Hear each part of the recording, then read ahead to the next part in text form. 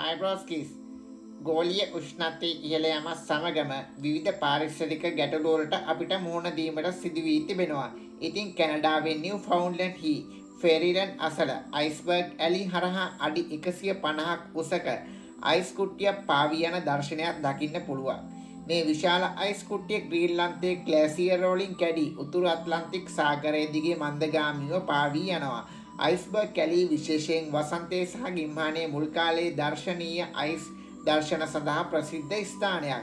මේ ස්ථානයේ තියෙන්නේ කැනඩාවේ හොඳේ ජලයෙන් අඩි 100කට වඩා උසින් නැගී අඩි ගණනාවක් දිගු මෙම දැවැන්ත ස්වාභාවික අයිස් නිර්මාණ නැරවීමට ප්‍රදේශවාසීන් සහ සංචාරකයන් වෙරළ ඔස්සේ එක් රැස් වෙනවා.